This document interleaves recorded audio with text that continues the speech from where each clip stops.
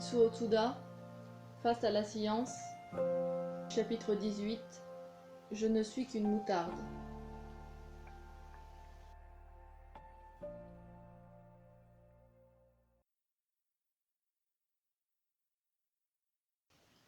Nous ne sommes, au fond, que de petits pions sur l'immense échiquier social. On peut être grand ou petit socialement, il ne nous restera pas grand-chose lorsqu'on nous aura dépouillés de toutes les valeurs attribuées extérieurement. Une tête, un torse, 2 bras, 2 jambes. Un coup de hasard politique peut séparer une même famille en 2 camps adverses. Un jour, comblé d'honneur, le lendemain, condamné. On ne vit pas éternellement. Être centenaire, c'est exceptionnel. Qu'est-ce que 100 ans par rapport à l'éternité? L'homme civilisé ne cesse pas de se remplir la tête, déjà trop remplie d'imagination. Une fois prise l'habitude de la gymnastique cérébrale, il est pratiquement impossible de s'en défaire. Il faut aussi en supporter les effets nocifs. Les progrès scientifiques apportent des solutions qui, pourtant, suscitent d'autres complications. Cela nous oblige à trouver d'autres solutions qui amènent encore d'autres complications. Le cercle vicieux continue. C'est le monde hallucinant de la sublimation cérébrale. C'est le contrôle volontaire de notre comportement qui fait ressortir ce qu'il y a d'absurde chez l'homme.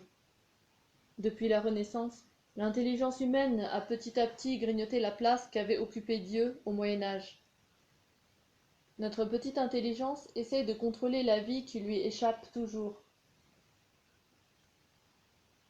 Au fond, le contrôle volontaire, exercé par l'intelligence, ne touche que l'organisation de la vie, surtout sociale, et non la vie elle-même. Celle-ci n'est pas un produit de notre intelligence. C'est sur la présomption que la vie doit l'être effectivement que tout le drame nous arrive aujourd'hui. C'est afin de nous dégager de l'emprise des imaginations figées que j'ai entrepris mon travail en Europe, il y a plus de 10 ans. Il ne s'agit pas de l'anéantissement des imaginations, mais d'une possibilité de feedback, d'action de contrôle en retour qui permet d'éliminer les effets résiduels, de clarifier la ligne de notre action. Que d'embûches, que de méandres j'ai dû traverser face aux gens habitués aux acquisitions, du pouvoir, de l'efficacité, du résultat immédiat.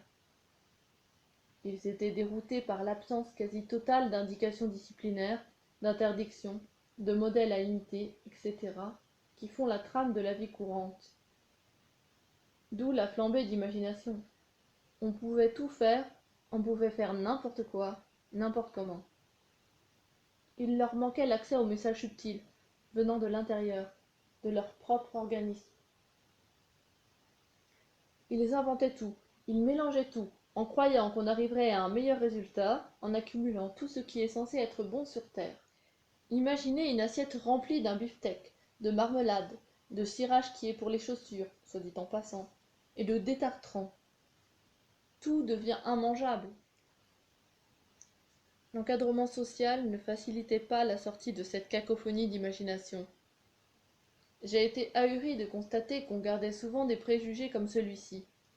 Un Japonais est venu en France pour vendre une espèce de combine, de truc, qui n'est pas scientifique, qui tient de la sorcellerie. Ramasser du fric et essayer de monter sur le piédestal. Voilà le reflet d'une idée toute faite qu'ils appliquent indifféremment à toutes les situations qui se présentent. Moi, sur le piédestal, quelle drôle d'idée. Une fois qu'on enlève l'échelle, je ne peux plus descendre après, même pour aller chercher un petit pain.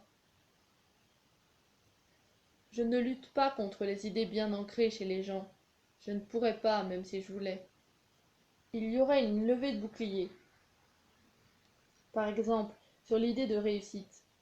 Ce mot évoque la fortune accumulée, le recours à toutes sortes de systèmes D, l'acquisition d'une résidence secondaire, le cocktail, en invitant des personnalités importantes, etc. Pour moi, c'est purement et simplement un gaspillage de mon temps. Excusez mon sentiment personnel. La vraie réussite, pour moi, c'est ce qui se passe chez les pratiquants, la lente transformation qui s'opère chez eux. Les gens de l'entourage et les pratiquants eux-mêmes se rendent compte de cette transformation due au feedback. Il est vrai aussi qu'il y a des gens pour qui les individus humains ne sont que des viandes numérotées et qui n'admettent rien d'autre que ce que dicte leur parti pris. Eux, de toute façon, ne remarqueront rien, à moins qu'il s'agisse de quelque chose de spectaculaire. Si le haut-parleur fait do, ré, mi, et qu'avant il y avait constamment des grésillements, gluck gluck do, pcht pcht ré, ch ch mi, z, on peut constater la différence, à condition d'être attentif.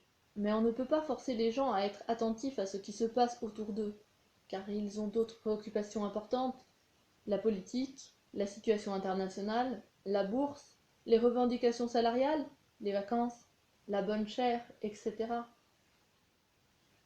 Maintenant, je n'ai plus besoin de leur expliquer longuement la différence entre la souplesse extérieure de spectacle et la souplesse qui surgit de l'intérieur de nous-mêmes. Ils sentent, ils savent. Seulement, en cette matière, malheureusement, on ne peut prêcher que des convaincus. Depuis une vingtaine d'années, la science se réveille à l'endroit de la vie psychique des bébés. Des recherches, des discussions, des publications se multiplient, pour constater qu'il y a aussi une vie psychique chez les bébés. Pour nous, c'est une des données fondamentales.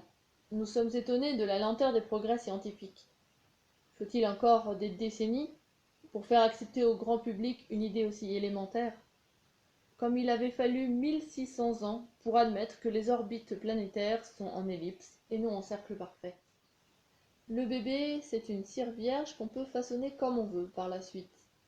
Voilà l'idée qui avait présidé avant cette découverte, et qui règne encore chez la majorité des gens. Beaucoup sont étonnés de mon insistance sur la période de gestation et d'enfance. Pour eux, l'essentiel, c'était de faire l'amour. Le bébé n'était qu'un sous-produit pas toujours souhaitable. Aujourd'hui, ceux qui en ont fait l'expérience comprennent. Le bébé n'est pas un produit secondaire, il est la continuité de leur être. Le psychisme du bébé est infiniment plus riche, plus subtil, plus vivant que celui des adultes, lequel est farci de verbalisme. Ils n'ont besoin pour cela ni des études minutieuses, ni des graphiques, ni des chiffres, ni des appareils, ni de la connaissance. Ils sentent directement. Ils ont vécu une dimension où seule la sensation joue. Ils ont vécu des moments intenses où l'intuition a remplacé tout recours aux moyens connus. Ils ont assisté à la création d'un univers. Quel grandiose spectacle dans ce petit corps! Le calme d'un océan sans vagues, et tout à coup, un ouragan qui se déchaîne et qui rappelle à l'ordre les parents inattentifs. Beaucoup m'en veulent de les avoir mis dans cette expérience où il n'y a aucun repère fixe. Ils auraient très bien pu passer à côté du vrai problème, dans l'ignorance complète. Ils auraient pu dire avec assurance « Le docteur Untel s'est occupé de l'accouchement, il a fait la césarienne comme prévu, le bébé est vacciné, il n'y a aucun problème. » Certes, pour ceux qui ont découvert l'espace-temps biologique, la vision de la vie n'est plus la même. Ils commencent à savoir ce qu'est vivre, parmi la majorité écrasante des gens qui ne font qu'exécuter la vie.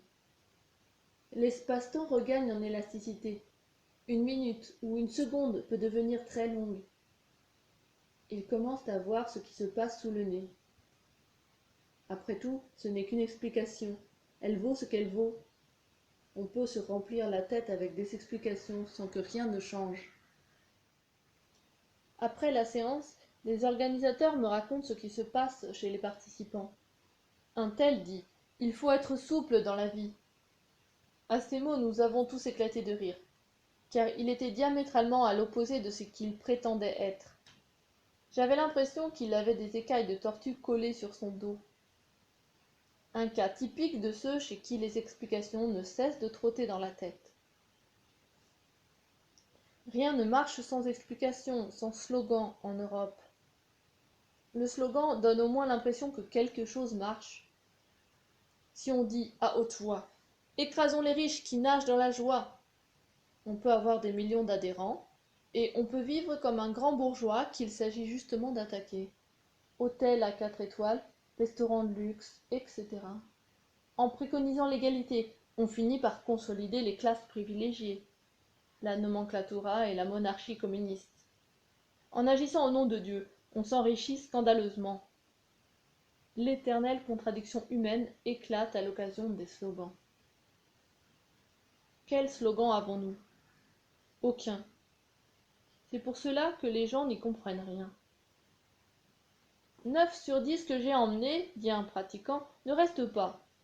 Pourtant, c'étaient pas des imbéciles, c'étaient plutôt des gens cultivés, ouverts. Et surtout, ils ont lu vos livres. Ça, je n'en reviens pas. Ça a été un grand choc pour moi. L'auto-élimination se fait. Et en dépit de tout cela, le nombre des participants ne cesse d'augmenter. C'est vraiment miraculeux. Qu'y a-t-il de difficile dans ce que je dis? Mais c'est trop simple pour nous, dit un autre. C'est pour cela que nous ne comprenons pas. Pour compliquer, il n'y manque pas. Mettez-vous à gauche du partenaire. Mais pourquoi à gauche? Pourquoi pas à droite? Pourquoi ceci? Pourquoi cela? Aristote l'a-t-il dit? Emmanuel Kant? Karl Marx? Le Yuki, qu'est-ce que c'est? Est-ce le magnétisme? Y a-t-il les effets électriques? Montrez-nous des équations, les paramètres, les coefficients, les résultats des analyses. Eh bien, pour moi, c'est très simple. Quand on se cogne la tête, par inadvertance contre quelque chose, que fait-on?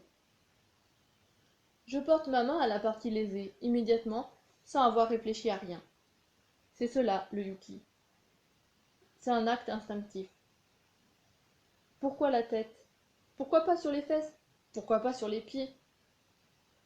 Que voulez-vous que je vous dise? Crac, déjà ma main est dessus. Est-ce parce que je suis japonais? Est-ce une question génétique?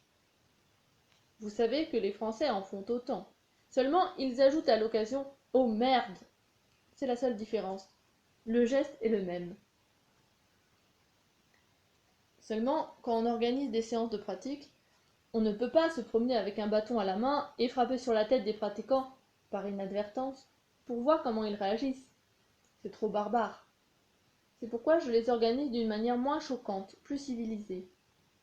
Et voilà que, tout d'un coup, ils ne comprennent plus rien. C'est curieux. J'ai lu quelque part ce qui est arrivé à un Israélien de Tel Aviv. En cherchant à garer sa voiture, il s'est cogné la tête. Il porta sa main sur la tête, sans réfléchir à rien, et éprouva une sensation agréable et apaisante. Il s'est mis à recruter des clients qui affluaient pour lui demander d'apposer sa main, et il est devenu riche et célèbre, paraît-il. Pauvre civilisé. Un geste aussi simple et naturel est devenu si mystérieux et difficile qu'ils sont obligés de demander à quelqu'un d'autre de le faire. Pour moi, il n'est pas question de faire un tel métier. Je suis conférencier et j'apprends aux gens à le faire eux-mêmes. La plus grande difficulté, c'est de vider cette tête qui est devenue une sorte de poubelle dans laquelle fermente un tas d'idées mal digérées.